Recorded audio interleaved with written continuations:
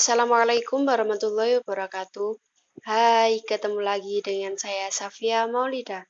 Kali ini Safia akan membahas tokoh Umar bin Sa'ad, seorang tabi'in putra dari sahabat Nabi, Sa'ad bin Abi Waqqas.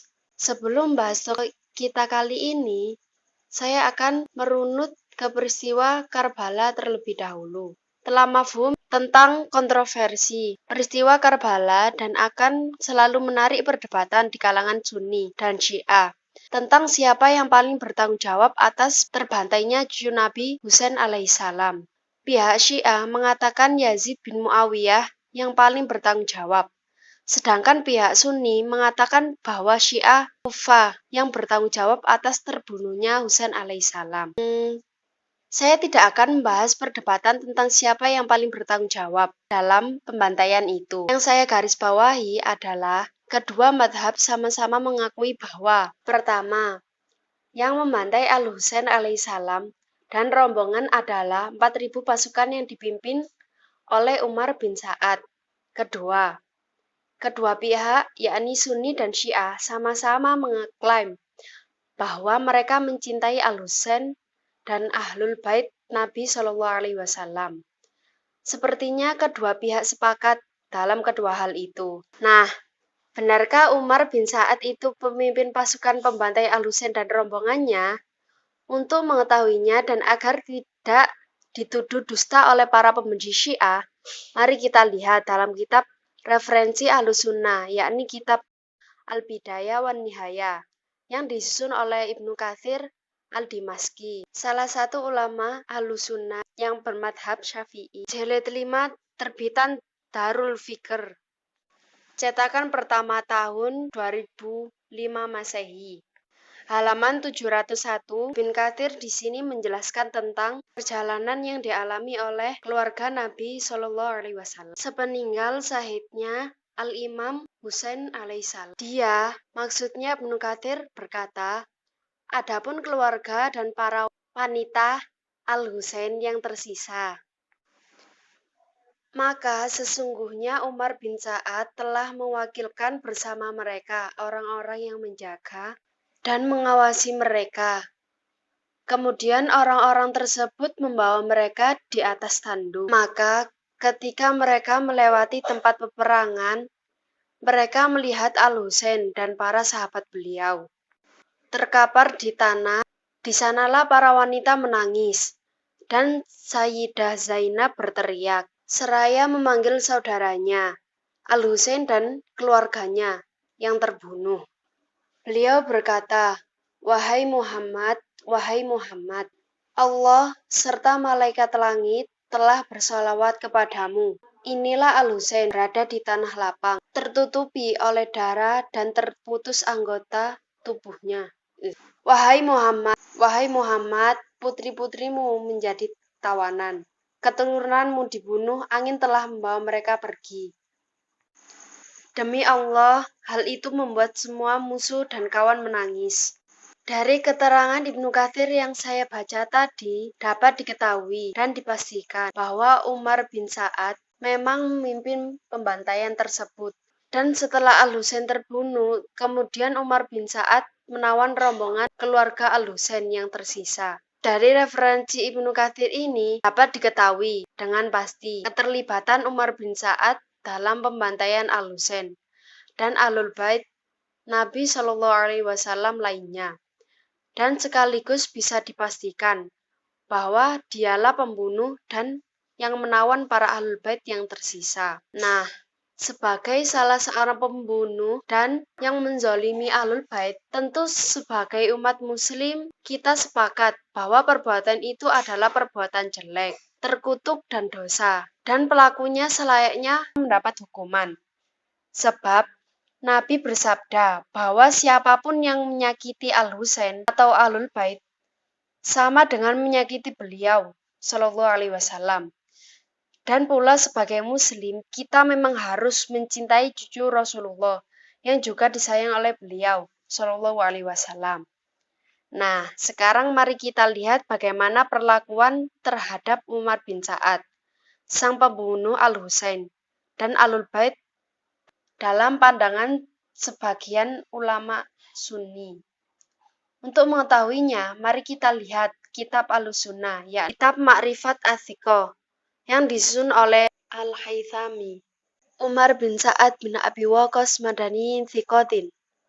Umar bin Sa'ad bin Abi Waqqas orang Madinah yang itsiko atau terpercaya. Kana yarwi an abihi hadisa wa rawa an-nasu anhu.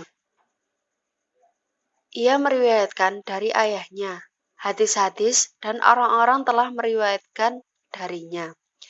Wa huwa alladzi qatalul Husaini. Ia adalah orang yang membunuh Husain. Qultu kana amirul jaisi walam yubashir qatlahu. Aku berkata, ia pemimpin pasukan dan tidak secara langsung membunuhnya. Lafadz qultu maksudnya adalah Al-Haythami, salah seorang ulama penyusun kitab Ma'rifah Ats-Tsiqah yang saya tukil ini. Agak aneh memang kalau kita melihat orang yang terlibat dalam pembunuhan Imam Husain alaihissalam masih dinyatakan oleh ulama tertentu dengan takdil atau pujian dan bahkan tsiqah atau terpercaya. Umar bin Sa'ad yang sudah dikenal sebagai pemimpin pasukan yang membunuh Imam Husain alaihissalam ternyata tetap dinyatakan tsiqah oleh Al-Ijli. Kemudian kita rujuk lagi pendapat ulama Ahlussunnah lainnya tentang Umar bin Sa'ad bin Abi Waqqas, sang tokoh kita ini. Kita merujuk kitab Takrib At-Tahdzib yang disusun oleh Ibnu Hajar Al-Asqalani.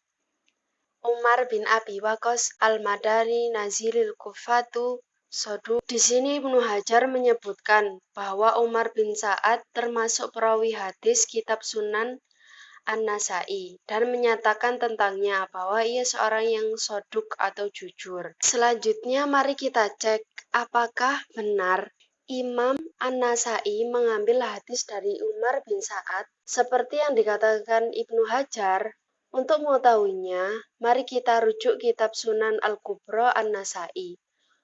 Untuk pemirsa ketahui, kitab ini adalah salah satu kutubus sittah Ahlussunnah, yang artinya yakni 6 kitab hadis utama Ahlussunnah. Sunan Al-Kubra An-Nasai, juz 7 halaman 296. Hadis nomor 8057. Bab Fadlu Abi Bakar wa Umar radhiyallahu anhuma. Ahbarona Ishaq ibnu Ibrahim qala Abu Dawud Al-Khafariyu Umar bin Sa'ad. Nah, ternyata benar bahwa Imam An-Nasai memang terbukti mengambil hadis dari Umar bin Sa'ad dalam kitab Sunan Al-Kubronya. Dari pembahasan Safiyah tadi dapat diperoleh kesimpulan bahwa dalam pandangan Ahlussunnah, seorang pembunuh cucu Nabi dan Ahlul Bait Nabi ternyata tetap ditakdil atau dipuji sebagai orang yang jujur dan tetap diambil hadisnya sebagai hujjah. Padahal dalam ilmu rijal hadis, yakni ilmu yang menilai kredibilitas seorang perawi hadis, seharusnya orang yang jelas terlibat membunuh cucu Nabi dan Ahlul Bait Nabi seharusnya mendapatkan cacatan atau jaroh dan tidak bisa diambil hadisnya. Sama saja artinya, sebagian ulama Ahlussunnah memuji dan mengambil hadis dari seorang pembunuh dan pembantai. Lantas pertanyaannya, bisakah sikap tersebut diartikan sebagai bentuk kecintaan terhadap cucu Nabi dan Ahlul Bait Nabi? Seharusnya mereka yang membuat tuduhan dusta atas orang-orang Syiah hendaknya terlebih dahulu meneliti kitab-kitab Ahlussunnah. Jangan seperti orang yang mencela baju saudaranya, lusuh, padahal bajunya sendiri compang-camping, robek sana robek sini. Namun perlu pemirsa garis bawahi, tidak ada sedikit pun niat Safiyah untuk menyudutkan madhab Ahlussunnah, apalagi menuduh madhab Ahlussunnah sebagai pembunuh Imam Husain alaihissalam. Dalam pandangan Safiyah, orang-orang yang membunuh Imam Husain alaihissalam dan terlibat di dalamnya adalah orang-orang tercela yang akan dihukum oleh Allah Subhanahu wa Ta'ala. Tidak peduli apapun pengakuan madhab mereka. Demikian juga dengan mereka yang menelantarkan Imam Husain alaihissalam dan tidak menolongnya pada saat itu, maka perhitungannya kembali kepada Allah Subhanahu wa Ta'ala. Walaupun begitu, Safiyah tetap menyalahkan sikap mereka. Tidak ada gunanya menisbatkan orang-orang tersebut dengan madhab Syiah ataupun Ahlussunnah. Bagaimana mungkin suatu madhab bisa disalahkan dengan perilaku segelintir pengikut madhab tersebut yang menyimpang? Safiyah yakin apapun madhabnya, baik Syiah maupun Ahlussunnah, pasti akan bersedih dan menangisi apa yang menimpa Imam Husain alaihissalam. Dan hanya orang-orang rendah yang menuduh mereka yang menangis Imam Husain alaihissalam tersebut dengan tuduhan bersandiwara. Ketika orang-orang Syiah mengenang Imam Husain alaihissalam dan mengambil hikmah dari perjuangan Imam Husain alaihissalam, maka muncul orang-orang yang memanfaatkan momen tersebut untuk mencela orang-orang Syiah. Alangkah memalukannya mereka ini. Mereka yang hatinya dipenuhi penyakit tetapi merasa dirinya telah berjihad untuk agama Allah Subhanahu wa Ta'ala. Cukuplah Safiyah katakan bahwa Safiyah berlepas diri dari orang-orang seperti mereka dan Safiyah berlindung kepada Allah Subhanahu wa Ta'ala dari keburukan yang ditimbulkan orang-orang seperti mereka. Oke, Safiyah sudahi dulu video kali ini.